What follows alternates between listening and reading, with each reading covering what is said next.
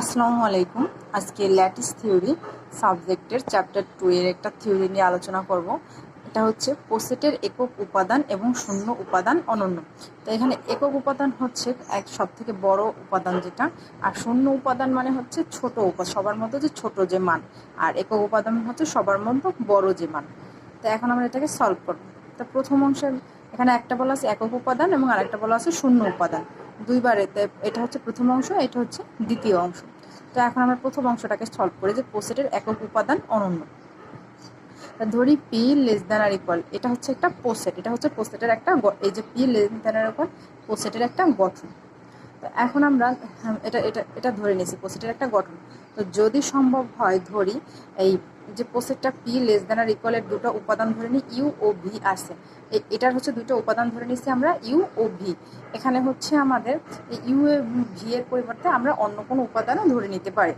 তো এখন হচ্ছে প্রথমে আমরা এই যে পি, তো পি এর একক উপাদান, এখানে যে দুটো একক উপাদান ধরে নিচ্ছি ইউ ও ভি। তো প্রথমে আমরা ইউকে নিই, তাহলে ইউ পোসেটের পি এর একক উপাদান যদি আমরা ইউ নিই তখন হচ্ছে X less than or equal U. তো একক উপাদান সমান আমরা জানি হচ্ছে এটা সবার বড় যে উপাদানটা, তাহলে এটা এই এক্স এর সাথে যদি তুলনা করি তাহলে ইউ এর মান হবে এক্স এর থেকে বড়। আর এরপর যদি এখন আমরা এখানে ভি কেও নেই, এক্স এর জায়গায় যদি আমরা ভি কেও নিই তো সেক্ষেত্রেও less than or equal U. তার মানে একক উপাদান মানে হচ্ছে আমাদের সব থেকে বড় মানটা, তাহলে সব জায়গায় আমাদের ইউ এর মানটা বড় হবে। তো এখানে এই এক্স যে এই for all X belongs to P, মানে এক্স হচ্ছে পি এর একটা উপাদান। আবার এখানে যে V less than or equal U, এই ভিটাও হচ্ছে আমাদের পি এর একটা উপাদান।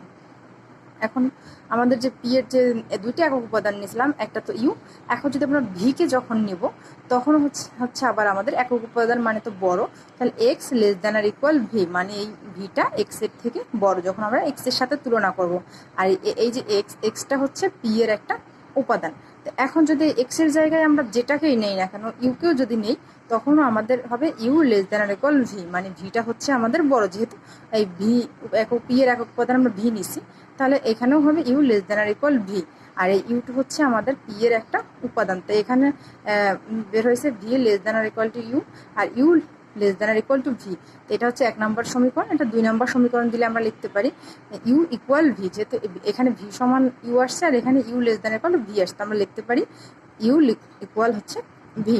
একক উপাদান মানে হচ্ছে যেহেতু আমাদের সবচেয়ে বড় মান, এখন হচ্ছে আমরা এখানে এটা বড় থাকবে, আমাদের এই পাশে আমরা যে সংখ্যাটাই নিই না কেন এখানে আমরা যেটা বের করব এর মানটা বড় থাকবে এই সংখ্যাটার থেকে। এখন আমরা দ্বিতীয় অংশ দেখব। দ্বিতীয় অংশ হচ্ছে যেটা শূন্য উপাদান অনন্য বলা ছিল। যদি সম্ভব হয় ধরি আমাদের পোসেটেরটা যেটা ছিল P less than or equal, অর্থাৎ পোসেটের দুটি শূন্য উপাদান। এর আগের বার আমরা একক উপাদান ইউভি ধরে নিয়েছিলাম, এবার হচ্ছে আমরা শূন্য উপাদান আলফা বিটা ধরে নিচ্ছি।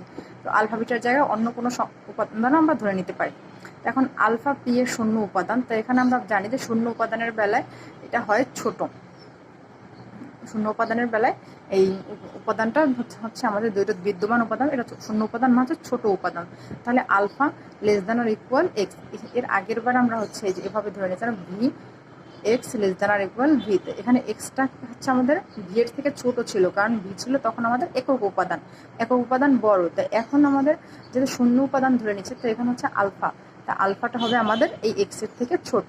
তো এখানে হচ্ছে আমরা এরপর এখানে এই এক্স এর জায়গায় যদি আমরা বিটাকেও নিই তখন আমাদের আলফাটা less than or equal beta, অর্থাৎ বিটা এর থেকে আলফাটা ছোট হবে। এরপর এখানে যে আমাদের দুইটা ধরে নিয়েছিল উপাদান আলফা ও বিটা, তা বিটা পি এর শূন্য উপাদান। এখন শূন্য উপাদান মানে হচ্ছে এই বিটাটা ছোট হবে, তো beta less than or equal হচ্ছে আমাদের এক্স। আর এই এক্সটা এই যে এক্সটা হচ্ছে পি এর একটা উপাদান। এখন এই বিটা এই যে এক্স এর জায়গায় যদি আমরা আলফাও ধরি তখন আমাদের এই বিটাটা আলফার থেকে ছোট হবে, কারণ শূন্য উপাদান সবসময় ছোট হয়। তো এই বিটাটাও হচ্ছে পি এর একটা উপাদান, এই বিটাটাও হচ্ছে এই আলফা হচ্ছে পি এর একটা উপাদান। এখানে আলফা ধরে নিচ্ছে আলফা পি এর একটা উপাদান। এটা যদি আমরা 3 নম্বর সমীকরণ এবং 4 নম্বর সমীকরণ দিই তাহলে আমরা দেখতে পারি এখানে alpha less than or equal beta আর এখানে beta less than or equal alpha, তাহলে আমরা লিখতে পারি আলফা ইকুয়াল বিটা। তাহলে সুতরাং পোসেটের শূন্য উপাদান অনন্য, কারণ এই দুইটা সমান আমাদের বের হয়েছে।